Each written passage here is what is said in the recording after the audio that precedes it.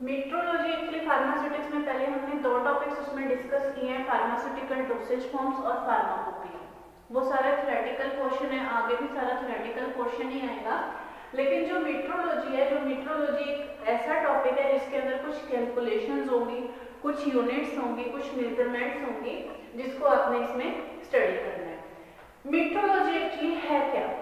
What is the metrology? Metrology is a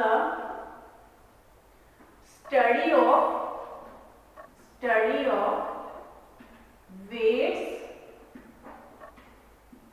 and measures means volume.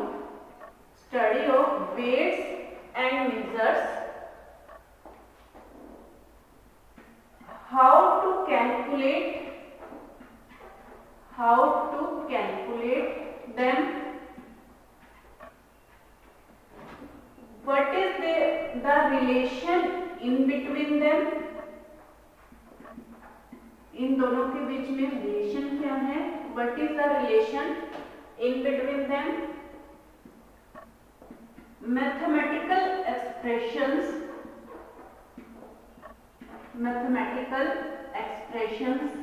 and interconversions। तो कुल मिला के metrology के अंदर हम जो स्टडी करेंगे, हम वेट्स की और मेजर्स की स्टडी करेंगे। वेट्स और मेजर्स की स्टडी का क्या मीनिंग है कि वेट्स कैसे कैलकुलेट करते हैं, मेजर्स मींस वॉल्यूम कैसे कैलकुलेट करते हैं, इनके बीच में क्या रिलेशन है, कौन से मैथमेटिकल एक्सप्रेशन हम यूज कर सकते हैं इनको कैलकुलेट करने के लिए, और इनके बीच में हम इंटर कन्वर्जन्स कैसे कर सकते हैं। इंटर कन्वर्जन मतलब कि वेट से वॉल्यूम में, वॉल्यूम से वेट में, इनको हम कैसे कन्वर्ट कर सकते हैं। एक्चुअली मेट्रोलॉजी की आपको जरूरत कहाँ पड़ती है? अगर फार्मास्यूटिकल इंडस्ट्रीज में हम जाएंगे, फार्मास्यूटिकल इंडस्ट्रीज में जाने में वहां पर जो डिफरेंट तरह की डोसेज फॉर्म्स यूज होती हैं, उन डोसेज फॉर्म्स की कैलकुलेशन के टाइम हमें मेट्रोलॉजी की जरूरत पड़ती है, और डे टू डे लाइफ में भी हमें मेट्रोलॉजी की जरूरत होती है। तो मेट्रोलॉजी जो कैलकुलेट करते हैं या मेट्रोलॉजी के जो मेथड्स हैं, वो दो तरह के मेथड्स हैं, that is imperial method and decimal system method और मीट्रिक मेथड। लेकिन उससे पहले मैं आपको एक चीज क्लियर करूंगी कि वेट्स क्या है और मेजर्स क्या है। What are weights? वेट्स आप लोगों ने फिजिक्स में पहले ऑलरेडी फॉर्मूला पढ़ा होगा, W is equal to mg। G क्या है इसके अंदर? G is the gravitational force या G इज द ग्रेविटी, और अर्थ ग्रेविटी जिसकी वैल्यू क्या है 9.8 मीटर पर सेकंड स्क्वायर। तो G इज ऑलवेज कांस्टेंट, तो weight is directly proportional to the mass. Weight is directly proportional to the mass of any body. और measures क्या चीज है? Measure is the amount of volume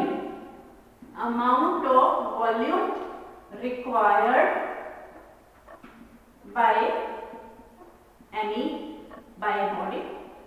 कि कोई भी बॉडी अगर हम किसको कंटेनर में डालते हैं या उसका जो वॉल्यूम है वो कितना है, ठीक है, तो that is called as the measure. ये दो चीजें हमने इसके अंदर स्टडी करनी है कि वेट्स क्या है और मेजर क्या है। वेट्स की डेफिनेशन तो वैसे आप लोगों ने पहले डिटेल में फिजिक्स में पढ़ी हुई होगी, क्योंकि सभी आप लोग साइंस बैकग्राउंड से ही हैं, तो मुझे इसे ज्यादा एक्सप्लेन करने की जरूरत नहीं है।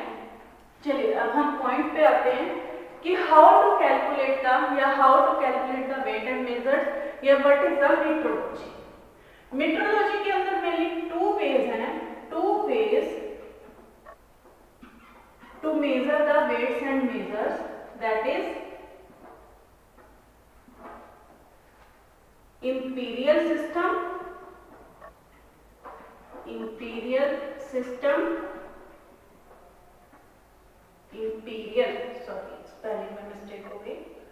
imperial system and metric system।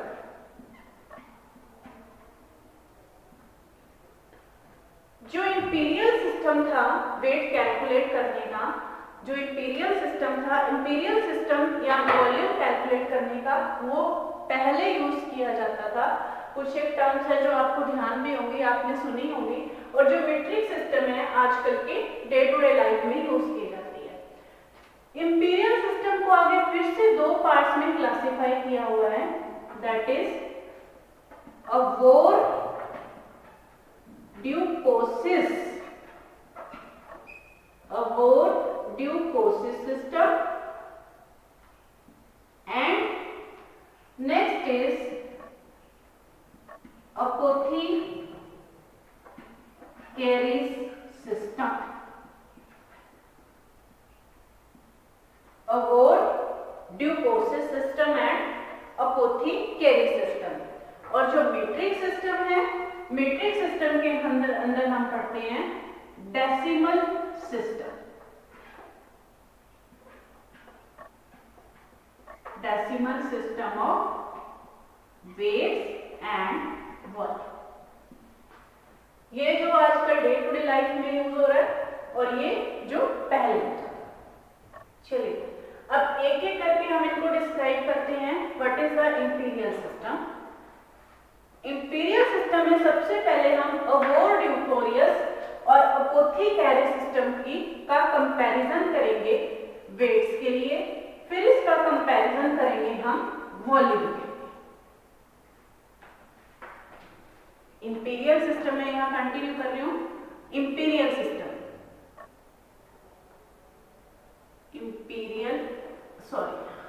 Imperial system.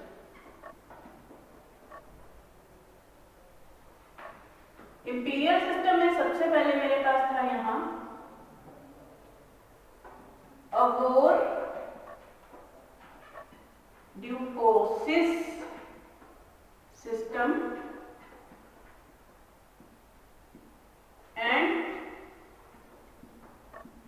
apothecaris system।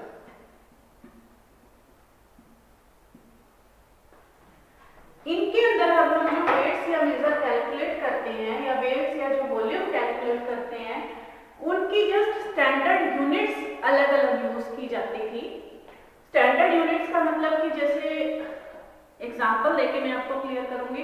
जैसे वॉल्यूम है, वॉल्यूम को हम किस में मेजर करते हैं? मिलीलीटर में, लीटर में।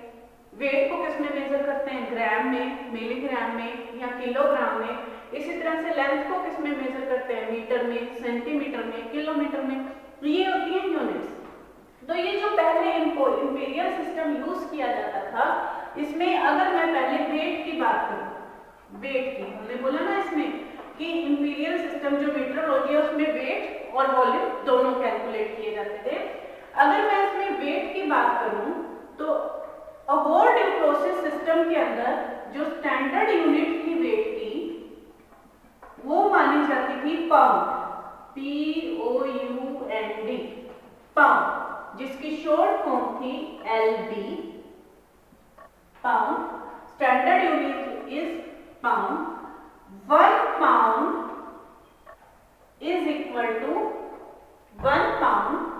equal to 16 ounce, जिसको डिनोट करते थे OZ से। 1 pound is equal to 16 ounce, 1 pound is equal to 7000 grains, जिसको डिनोट करते हैं GR से। और अगर इन दोनों के बीच में रिलेशन निकालें तो 1 ounce is equal to 7000 divided by 16, that is 437.5 grams, 437.5 grams। ये थी स्टैंडर्ड यूनिट, ये थी जो वेट्स की हम मेजरमेंट करते थे। अब अगर हम इसको अपोथीकेरिस सिस्टम से अगर हम इसको कंपैरिजन करें, थोड़ा इसको दूर लिख देती हूँ ताकि आपको कंफ्यूजन ना हो। अपोथीकेरिस सिस्टम, उसमें अगर हम इसको कंपैरिजन करते हैं, अपोथीकेरिस गई थी, standard unit was grain. Standard unit जो इसकी मानी गई थी दैट इज ग्रेन। इसमें तो जो स्टैंडर्ड यूनिट थी, इसके अंदर जो स्टैंडर्ड यूनिट मानी गई थी वो थी पाउंड, इसके अंदर जो स्टैंडर्ड यूनिट मानी गई थी ग्रेन। पाउंड, पाउंड को इसमें भी इसी तरह से लिखते थे, 1 pound is equal to 12 ounce. इसमें जो आउंस का सिंबल है दैट इज 1 2 3, इस तरह से ये सिंबल आपको पता होने चाहिए कि कौन सा सिंबल किस टर्म को शो करता है। 1 pound is equal to 12 ounce, 1 pound is equal to 5 7 6 0 grains. Symbol इसमें भी सेम है ग्रेन्स का, GR। और अगर हम यहाँ 1 आउंस की वैल्यू निकालें तो 1 ounce is equal to 480 grains. 1 ounce is equal to 480 grains. ठीक, इसमें कंपैरिजन किया हमने अवोर्डिकोसिस और अपोथिकेरी सिस्टम के अंदर। इसको आप डायरेक्ट बुक से पढ़ेंगे तो डायरेक्टली इसको बुक से पढ़ के लर्न करना मुश्किल है। आप इसको साथ के साथ इसी फॉर्म में, चार्ट फॉर्म में आप इसको नोट करिए तो इसको आपको पढ़ना इजी हो जाएगा। 1 pound is equal to 16 ounce, 1 pound is equal to 7000 grain, 1 ounce is equal to 7000 by 16। अब इसमें कंफ्यूज नहीं होना, इसमें सबसे पहले तो यहाँ आउंस का सिंबल दोनों तरफ अलग है। अगर आपके पास OZ लिखा है तो आपको क्लियर होना चाहिए कि वो अवोर्डिकोसिस सिस्टम है, और अगर ये सिंबल है तो वो अपोथिकेरी सिस्टम है। इसमें पाउंड का और ग्रेन का जो सिंबल है वो सेम है, तो वहां पे जब भी आपके पास कोई क्वेरीज आएंगी, कोई क्वेश्चन आएगा तो उसमें पाउंड या ग्रेन के आगे आपके पास अवोर, AVOIR, इस तरह से अवोर, और यहाँ आपके पास अपोथी, इस तरह से लिखा आएगा ताकि आपके पास आपकी कोई कंफ्यूजन ना रहे कि आपको क्वेश्चन किस टर्म के लिए पूछा गया है। अब इसको अगर हम रिलेशनशिप को थोड़ा सा सिंपल करके लिखना चाहें तो इसको हम सिंपल करके कैसे लिख सकते हैं? 1 पाउंड, इसी से देखो मैंने इसको रिलेशन उठाया, 1 पाउंड इज इक्वल टू किसकी इक्वल है? 16 आउंस के। यहां मैं सिर्फ सिंबल यूज कर रही हूं, 16 आउंस के। फिर किसकी इक्वल है? 7000 ग्रेन्स, 7000 ग्रेन्स। क्लियर? तो कुल मिला के यहाँ एक ये छोटा सा रिलेशनशिप अगर यहाँ याद कर लेते हो आप कि 1 pound is equal to 16 ounce is equal to 7000 grain, तो इससे आप ये तीनों टर्म्स इजीली लर्न कर सकते हो। इसमें आप किसी की भी वैल्यू निकाल सकते हो। देखिए 1 pound is equal to 16 ounce, तो यहाँ से अगर आपने 1 आउंस की वैल्यू निकालनी है तो 1 ounce is equal to 7000 divided by 16 grain. तो ये सारा रिलेशन मैंने सिर्फ आपको समझाने के लिए लिखा है। आप इसको अगर इसको लर्न कर लेंगे तो इसको लर्न करने के बाद आपको ये पूरा क्लियर हो जाएगा कि इसका क्या मीनिंग है। इसी तरह से अगर हम इसका रिलेशनशिप निकालें, इसके रिलेशनशिप में क्या करेंगे, इसका खुद से ट्राई करो। देखो इसमें क्या होगा, 1 पाउंड, सिर्फ सिंबल मैं यहाँ यूज करूंगी, is equal to 12 ounce is equal to 5760 grains. Okay, यहां आपने कंफ्यूज नहीं होना, यहां हम लिख देते हैं अपोथी। ये तो मैंने वैसे अपोथी के कॉलम में लिखा हुआ है इसलिए कंफ्यूजन की कोई बात नहीं है। यहाँ अपोथ, तो यहाँ से क्लियर हो जाएगा कि ये कौन से पाउंड की बात कर रहे हैं। तो यहाँ अगर आप इस रिलेशन को याद कर लोगे, यहाँ आप इस रिलेशन को याद कर लोगे, तो इसमें आपको क्लियर है कि 1 पाउंड का अपोथिकेरिस में अगर उसको आउंस में या ग्रेन्स में मेजर करना है, जैसी तरह से इसमें मेजर करना है। अब जो अपोथिकेरी सिस्टम और भी टर्म्स दी गई थी, पहले आप इसको नोट कर लो, ठीक है। इसमें कुछ और भी टर्म्स दी गई थी, वो टर्म्स मैं इसमें यहाँ ऊपर यहीं लिख देती हूँ साथ में। ग्रेन्स थे, क्योंकि इसमें हमने ग्रेन्स को स्टैंडर्ड यूनिट माना गया था, तो ग्रेन्स को, इसको मैं अगर यहाँ रब कर दूं, यही लिखते हैं, इसके साथ कंटिन्यू करते हैं।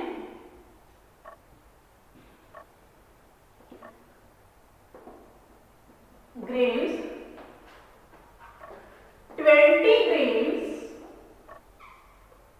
20 grains is equal to 1 scruple।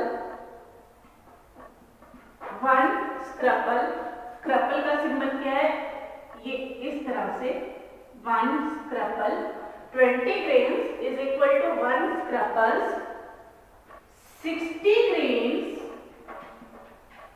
is equal to 1 dram, DRACHM। 60 grains is equal to 1 dram, इसका जो सिंबल है इस तरह से, जैसे ओम, ओम होता है। 60 grains is equal to 1 dram। और अगर मैं अब इसका एक और रिलेशन निकालूं तो इसमें क्या हो जाएगा, इसको यहाँ देखिए, इसका और इसका अगर मैं यहाँ रिलेशन निकालना चाहूँ, ये देखिए इसका यहीं से निकल गया,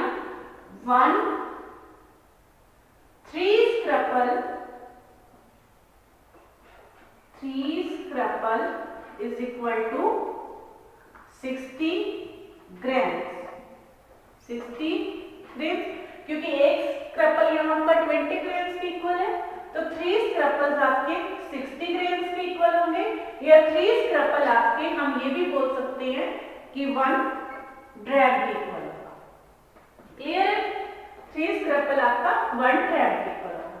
तो ये कुछ टर्म्स हैं जो ओवोडिपर्स और अपोथेकेरी सिस्टम के अंदर यूज होती थी, पहले यूज होती थी। कभी आपने या हमने ये टर्म सुनी नहीं थी कि हम वेट को स्क्रपल में, ड्रैम में, ग्रेन्स में यूज करते हैं। हाँ, पाउंड की टर्म जरूर सुनी है, वो आज भी सुनते आए हैं कहीं पे कि इतने पाउंड है या इतने मतलब किलोग्राम या पाउंड, वो भी लेकिन बहुत रेयर यूज होती है।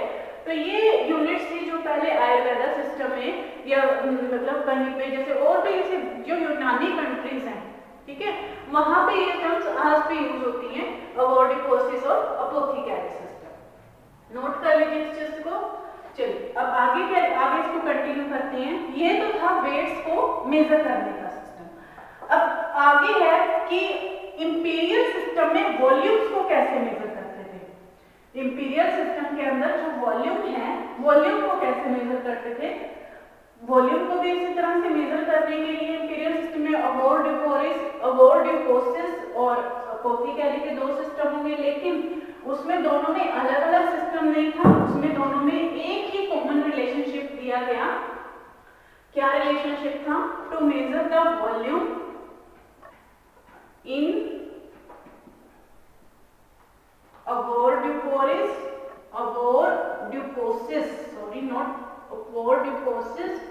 And apothecary system.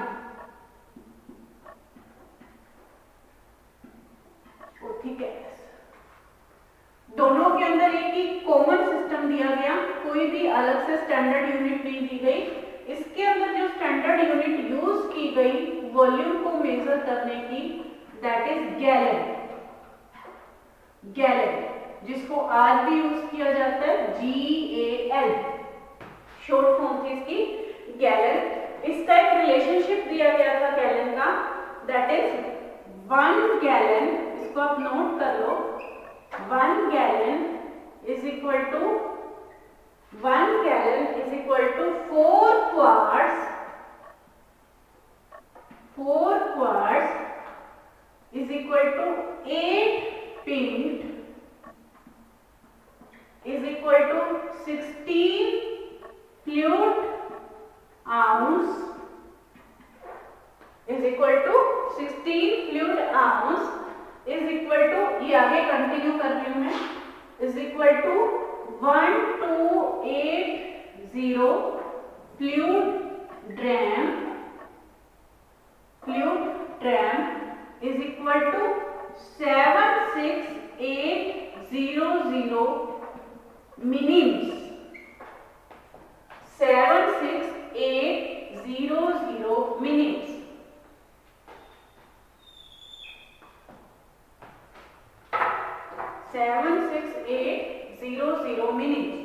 ये रिलेशनशिप अगर आपको वॉल्यूम का लर्न है इसी सीक्वेंस में, तो आप इसमें किसी भी टर्म की कैलकुलेशन बड़े इजी वे से कर सकते हो।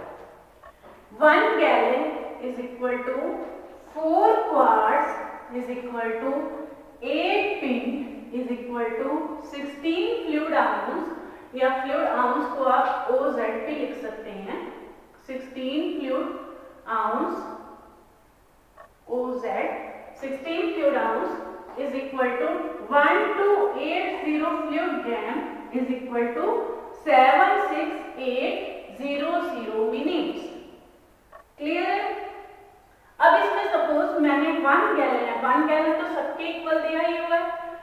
अब जो 1 गैलन है इसमें ये सबसे बड़ी यूनिट हुई आपकी, और जो मिनीम्स है इसमें ये सबसे छोटी यूनिट है। ध्यान से देखिए, 1 गैलन इसमें सबसे बड़ी यूनिट है और मिनीम जो है इसके अंदर सबसे छोटी यूनिट है। अब अगर मैंने क्वार्ट्स की वैल्यू मिनीम्स में निकालनी है, ठीक है, यहां मेरे पास है कि 4 क्वार्ट्स इज इक्वल टू 76800 मिनीम्स, तो मैं इसमें 1 क्वार्ट्स की वैल्यू निकाल सकती हूँ, दैट इज 76800 डिवाइडेड बाय 4। इसी तरह से अगर मैंने पिंट में मिनीम्स की निकालनी है तो 1 pint is equal to 76800 divided by 8। Fluid ounce में निकालनी है या फ्लूइड आउंस और क्वार्ट्स में रिलेशन निकालना है तो 1 quart is equal to 4 fluid ounce. तो कोई भी आप इसमें उठा लो टर्म, किसी भी टर्म में आप क्वार्ट्स, पिंट, फ्लूइड ग्राम, मिनीम्स, फ्लूइड आउंस, गैलन, किसी का भी कोई भी रिलेशन आप इससे इस सीक्वेंस से इजीली निकाल सकते हो। तो पहले उसमें 2 में भी मैंने जो हाईलाइट किए थे 2 रिलेशन, वो वेट कैलकुलेट करने के अबाउट फोर्सेस और भौतिक एजेस में, और एक रिलेशन ये अगर आप लर्न कर लेते हो तो इससे आप सारे कन्वर्जन इजीली कर सकते हो। तो ये हुआ हमारा इंपीरियल सिस्टम।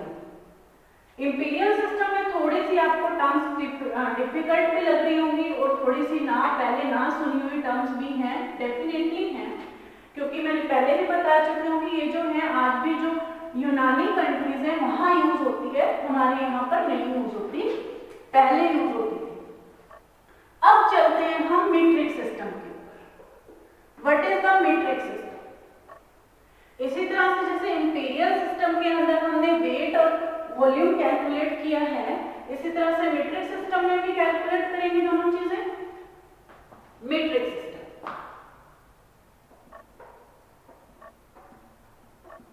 मीट्रिक सिस्टम,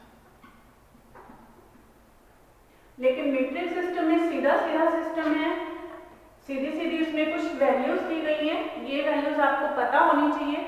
जो कन्वर्जन्स आती हैं वो मीट्रिक सिस्टम की ही आती हैं, अवॉर्डिपोइस या इंपीरियल सिस्टम की बहुत कम कन्वर्जन्स आती हैं। हाँ, लेकिन एक एक नंबर पे इसके बहुत से क्वेश्चंस आते हैं, सीधा फिल इन द ब्लैंक्स। अगर आपको ये टर्म्स याद हैं, आपको ये रिलेशंस याद हैं, तो आप इसमें अच्छे मार्क्स इसमें स्ट्रेच कर सकते हो। मीट्रिक सिस्टम, मीट्रिक सिस्टम में सबसे पहले बात करते हैं वेट्स को मेजर करने की। How to calculate the weights? तो वेट्स के अंदर जो हम इसमें यूनिट्स यूज करते हैं, मिलीग्राम, ग्राम या किलोग्राम यूज करते हैं। आपको पता ही है आज भी जो यूज कर रहे हैं, तो अब हम इसको लिखना शुरू करें, आप इनको नोट करना शुरू करें। 1 kilogram is equal to 1000 grams. 1 hectogram is equal to 100 grams. 1 decagram is equal to 10 grams. 1 gram is equal to 1000 milligram. 1 decigram, ध्यान से देखिए इसमें जो आ गया आपका 1 डेसी, यहाँ है डेका, हाईलाइट करती हूँ इसको। यहाँ है डेका और यहाँ है डेसी। जब डेका है तो वो बड़ी यूनिट के साथ है यानी 10 ग्राम, और जब डेसीग्राम है that is 100 milligram. 1 centigram is equal to 10 milligram. 1 centigram is equal to 10 milligram. अब इससे छोटी यूनिट कौन सी जाएगी? मिलीग्राम पे आ गई। यहाँ से तो हम किलोग्राम से पहले ग्राम पे आए, ग्राम से फिर हम मिलीग्राम पे, अभी यहाँ आएगी 1 मिलीग्राम। 1 मिलीग्राम किसकी इक्वल होगी?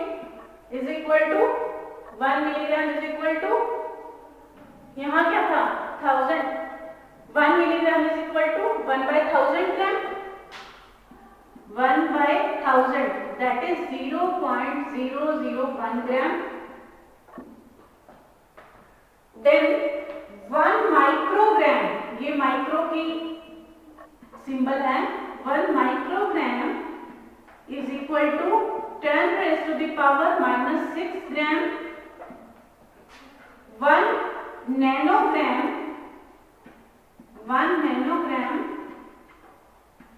is equal to 10 raised to the power -9 gram, and 1 picogram is equal to 10 raised to the power -12 gram। ये कुछ टर्म्स हैं जो वेट्स की जो यूज होती हैं, ये टर्म्स आपको पता होनी चाहिए। इसको आप नोट कर लो और इसको रट लो। 1 kilogram is equal to 1000 gram. 1 hectogram is equal to 100 gram. 1 deca और डेसी, इसमें कंफ्यूज नहीं होना, जो ये डेका और डेसी है। 1 decagram is equal to 10 gram and 1 decigram is equal to 100 milligram. 1 gram is equal to 1000 milligram. यहीं से हमने इसका ये रिलेशन निकाला, ये वाला रिलेशन कि 1 मिलीग्राम, जो ये रिलेशन इसके अंदर निकल रहा है, ये डायरेक्ट इसी से निकल रहा है। देखो 1 milligram is equal to 0.001 gram. 1 microgram 10 raised to the power -6, nano 10 raised to the power -9 and picogram is equal to 10 raised to the power -12 gram. Clear है? अब इसके बाद चलते हैं, ये तो हो गया मीट्रिक सिस्टम में वेट्स को मेजर करने का। अब मीट्रिक सिस्टम में वॉल्यूम कैसे मेजर करते हैं?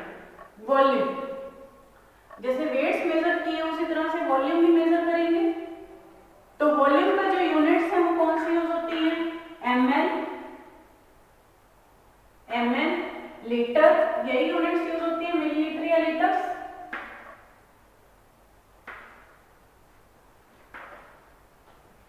नाउ मीट्रिक सिस्टम में जो हम मेजर कर रहे हैं वॉल्यूम